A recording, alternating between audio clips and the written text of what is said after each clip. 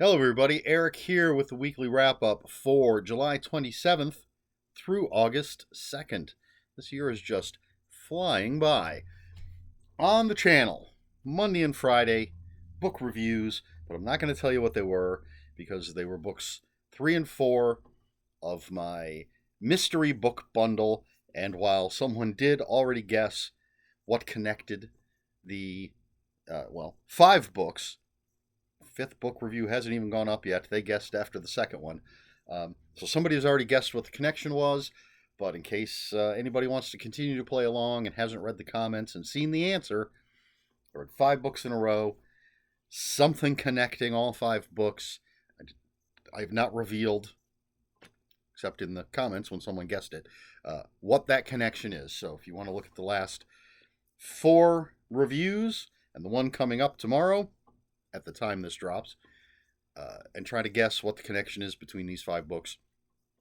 Books 3 and 4, those were the reviews that posted last Monday and last Friday. On Wednesday was October 2007 in Reading Remembrances. Please check out all of those videos. Work-wise, not too much going on. Some personnel changes. We had a lot of crap come into my little corner that was all rejected. So we did not get enough stuff. We didn't have enough work to ship out to Vitamix because of some problems. But it seems like we're back on track. Unfortunately, another one of my team members, Friday was her last day. She's moving to a different position in the company that pays her better. And so she starts that on Monday. So Friday was her last day. Now, in a little twist, last time a team member left, I think we all got gifts for that team member, and I bought pizza for everybody. Well, this team member did not want pizza. She ended up buying lunch for everybody and bringing gifts. Mine is already up on the shelf, so hopefully you'll be able to see these pictures so I can show you what she got me. Pictures on my phone. This is the case, and for anybody who doesn't like seeing things taken out of the packaging, trigger warnings, I guess. So she found this at the Exchange. This is Halloween, The Curse of Michael Myers Ultimate action figure. That's the outside of the packaging. And then you open up the flap, and on the inside flap is just that picture. But there's already glare from when I took the picture, and then with glare on the phone. But you got Michael Myers. He's got 6 different hands, 3 different heads, 2 knives, a machete, an axe, a crowbar, a bundle of syringes, 3 candles, a bag. It's not really a bag, but plastic. A bag of runes, and did I mention the jack-o'-lantern? Oh, and there's a realty sign and an effigy, which you'll see here in a second. But so all of that packed into there, and then of course I took it out of the packaging and I switched one of the hands to a grippy hand so I could put a butcher knife into his hand. So there you go. There's the candles and the jack-o'-lantern and the syringes, and you can't really see the little bag of runes, but this is a sold from Strode Realty, and then the effigy that says he's coming. It's got a little clip on the back, and the only thing I could think that you could clip it to would be the sign. So that's where it's clipped. And this is now on my shelf. The Curse of Michael Myers, one of the worst Halloween movies, in my opinion. It's the one, I believe, if I have all this correct, it's the one that stars Paul Rudd and introduces the Order of the Thorn, or whatever they're called, the cult that controls Michael Myers. and this is the one where they're trying to put the evil spirit from Michael Myers into a baby. That was the baby of the Danielle Harris character, who's in this continuity was related to Michael Myers, so the baby's related to Michael Myers, so they can put the spirit. It's a terrible movie. Great looking action figures. And that was from my former coworker. And speaking of my former coworkers, tomorrow, Sunday, August 3rd, I am supposed to be going with 3 of my coworkers, well, 2 former coworkers, a current coworker, a former coworker's boyfriend, a current coworker's boyfriend, and my former coworker's mother. I think that covers everybody. Anyway, we're supposed to be going to Cleveland for the Puerto Rican parade. I have my Puerto Rican hat, which I should have had here to show you. I don't remember if I've shown it on the video where the week that I got it. But we're going into Cleveland. We're going to see the parade. We're going to have some food, and I don't know what else we're going to do. I'm just sort of along for the ride. I said I'm not driving.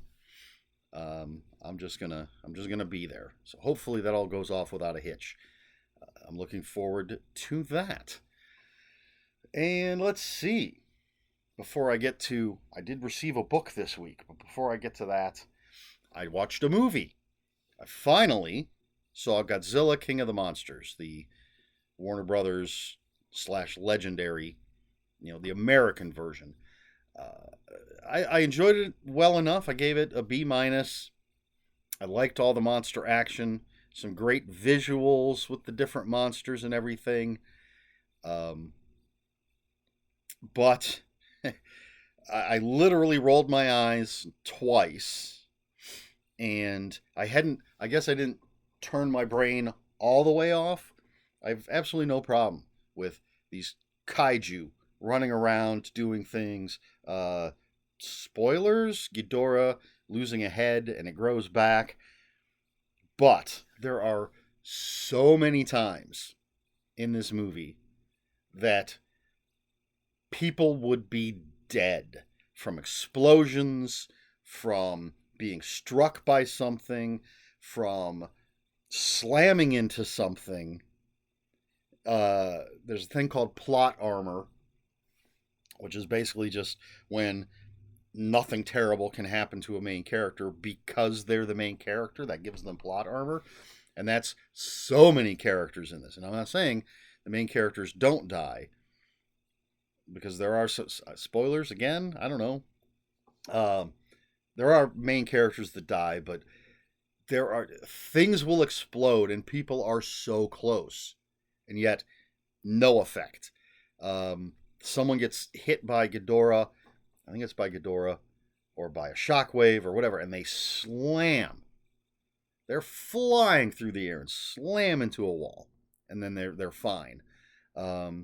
Also, there's eco-terrorists, and they've stolen this device, and then Millie Bobby Brown's character is able to just walk into the room where that device is sitting and steal it. There's nobody around. There, all of this terrorist organization in this base, and yet there's no explanation for why there's not a single person near this machine or sees her leave with this machine. Well, I mean, she does crawl through some ducts, but still, there's no guard outside the entrance. She just walks out. So just, if I would have gone in ahead of time knowing that the laws of physics weren't going to apply, then maybe I would have given it a higher rating. But, because again, it's a kaiju movie. But it's a very American kaiju movie. And I like to think I'm able to separate. I love most of the Japanese Godzilla movies that I've seen. And I hate the Matthew Broderick movie. But I'm still able to separate that the American movies are not the same. as the Japanese movies. I can't expect the same things. And so I'm not one of those who's just going to keep harping on, oh, it's not the Japanese Godzilla. Well, no, it's not. It's the American Godzilla. And thank God everyone has ignored the Matthew Broderick movie. So I don't have a complaint about that. I think the design is okay. I loved some great, as I said, some great visuals with Ghidorah. I would have preferred maybe a little more Mothra, although I did see something.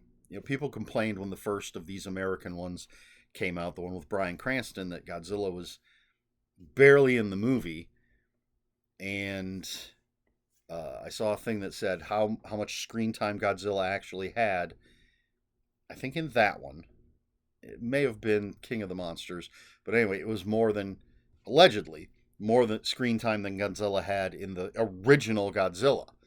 So again, that's not a problem for me. But I mean, overall, it's B minus. The great monster action, my opinion, great monster action, outweighs the other faults of the movie. And again, it's just brainless fun, and I'm a fan of kaiju, a huge fan of Godzilla, so a B minus for Godzilla King of the Monsters. Now I have to see Godzilla vs. Kong New Empire, or whatever it's called, the most recent one. I haven't seen that one yet. And thank you to Jessica from work, who insisted that I watch Godzilla King of the Monsters and gave me access to a streaming service so I could watch it without having to spend any money. So there's my little movie review, I guess, for an old movie. Now, I did receive a book today, which was actually sooner than I expected it. Last week, for those of you who watched, you saw that I got 3 books from Fathom Press from their Savage Harvest series. It was supposed to be 4 books, but they said there were printing issues with that 4th book. So apparently they did not mail them out to a bunch of people, because it was just a mass email that I got. I received my shipping notice just yesterday, I believe, that they had shipped it, and it arrived today. And that book, so I got the 4th book that I had ordered. I had ordered 4 books at once. This is the thickest of the 4. It is a book that was, some people already know what this is. This is a book that I've read probably half a dozen times.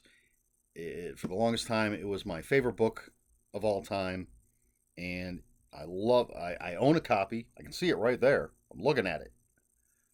But I love this cover. And this is The Light at the End by John Skipp and Craig Spector. Bloody subways. Got some rats down here. Nice, thick book. Definitely the thickest of the 4. And this is probably the book that I'm going to read next, which I completely forgot to talk about what I've read this week. But I've been meaning to reread this. It's been a long time since I've read it.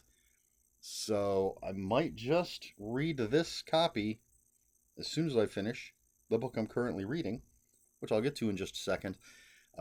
This book came in, much like one of the books last week, came in an evidence bag and came with a toe tag. So now I have 2 evidence bags and 2 toe tags. I don't know if I can be trusted with those things. Yes, really looking forward to rereading this one, seeing if it hits me the way it did back in the 80s.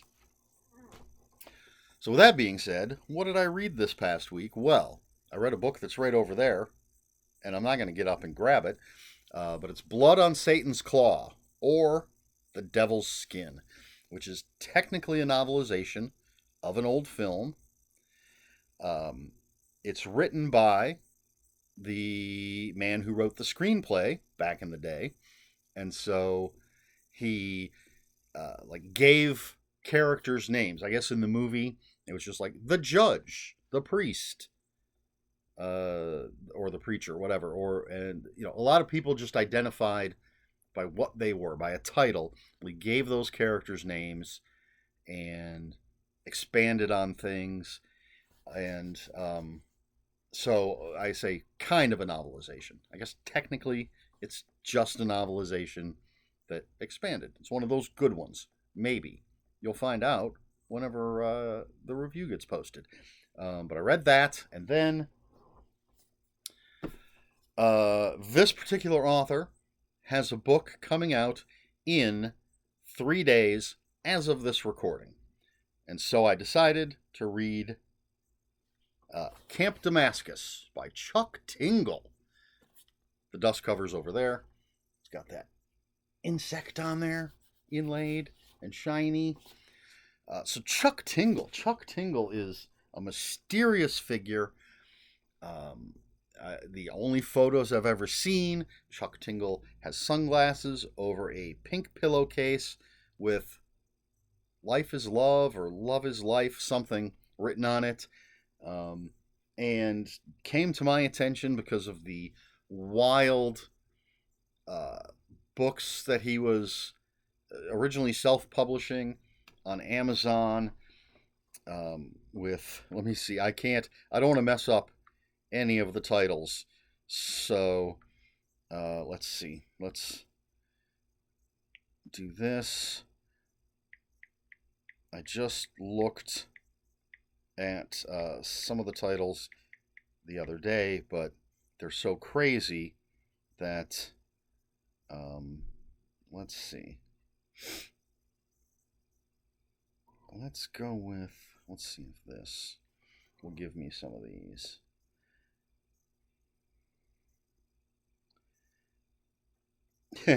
So, Pounded in the Butt by My Own Butt. Space Raptor Butt Invasion. Bigfoot Pirates Haunt My Balls. I'm Gay for My Living Billionaire Jet Plane. My Billionaire Triceratops Craves Gay Ass. So these are just some of the titles that Chuck Tingle has put out. And I actually started reading one on Amazon, reading a sample, and it was interesting. I can't remember the title of it, but it had something to do with bisexual encounter with the second time I hit my snooze alarm, something like that. Vaguely like that. But, so I'd heard about these crazy books and heard of Chuck Tingle, and then I'd heard him speak on some podcasts. He was on the Ghoulish podcast at least once. I feel like I heard him on a different podcast as well, but I'm not 100% sure. But anyway, what all of this is leading to is, and this is all stuff I'm going to talk about when I review Camp Damascus, but I had never picked up or read anything with those titles or anything, but then he signed a contract with Tor Nightfire. So I'm like, all right, I guess I'm going to be reading some Chuck Tingle, because I buy almost all of the Tor Nightfire books, except for there's at least one author that I'm just not a fan of, so why would I buy the reprints of his books? And then the Brom stuff, I haven't felt compelled to pick up the Brom books. I probably will eventually, but as for the other stuff, the regular Tor Nightfire stuff, I generally try to pick it up as soon as it comes out. So, Chuck Tingle's third book from Tor Nightfire, which I believe is called Lucky Day, but I can actually go back and look because it's here. Yes, Lucky Day. That comes out in just a few days as of this recording, and I will be picking it up as soon as I can, which will be like 2 days after it comes out, because that's when I'm going to get paid.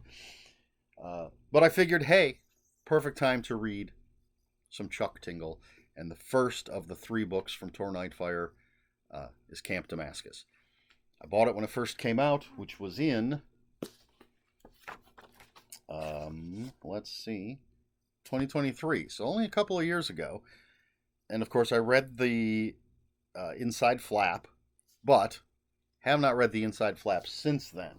So the only thing I could remember about it was that it had something to do with religion. Um, and so I don't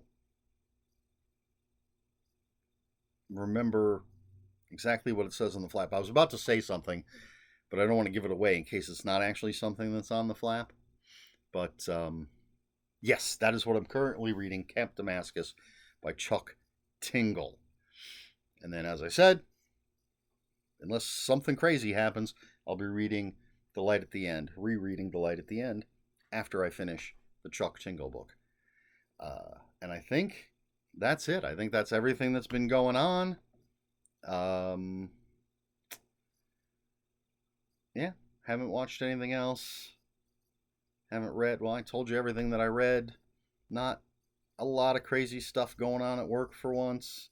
And looking forward to the Puerto Rican parade. So, question for this video. Are there any authors that you're aware of or were aware of but weren't that interested in trying out their work or buying their books, but something changed, and so you, oh, well, now I am going to pick that up. I am going to read their work. Obviously, you know why I'm asking this question. And so I'm not talking about somebody that you read and didn't like, and something made you try them again. I'm simply talking about an author that, is out there. You've heard of them, you've heard people talk about them, or you've seen their stuff, and you were just like, I can take it or leave it, and right now I'm leaving it, but then something happened, and you were like, I'm definitely taking it. Tor Nightfire for me and Chuck Tingle. I'm trying to think if there are any other examples. There probably are. There are probably authors who I was aware of and didn't really think about until somebody whose opinion I trusted, said, hey, this person is amazing. And that's probably the most regular answer to the question. Just, you were aware of them, didn't think about it until somebody told you, that's fantastic, you should give them a try. Which is fine if that's your answer, but, I'm kind of looking for something that's maybe a little different.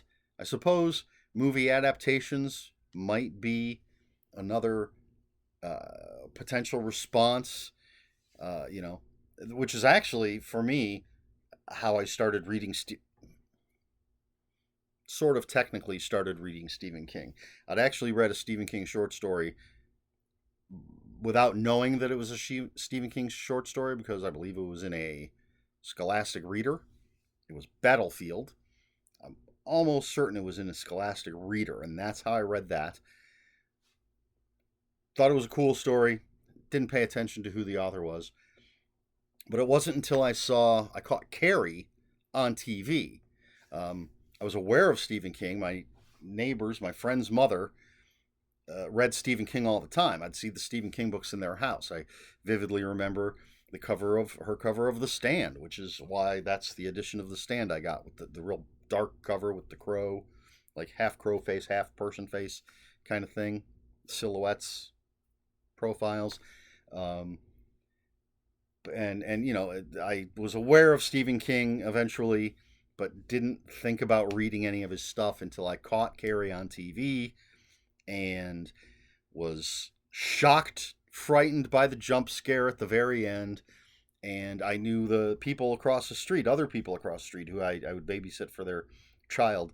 I knew that they had Stephen King books. So I immediately, after Carrie ended, went across the street, asked what they would recommend and if I could borrow any.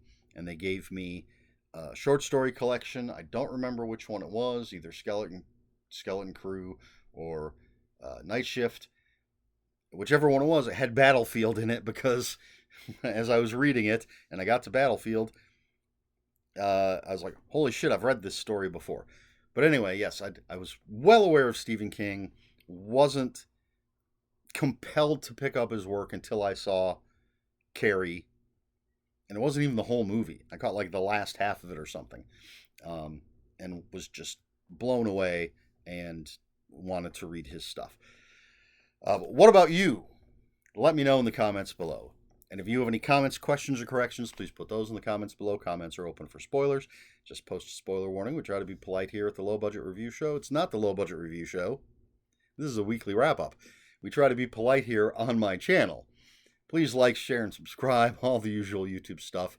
If you'd care to follow me on other social media, I'll have links for my Instagram and Bluesky in the description below. And that's all I have for you this week. So until next week, read more books.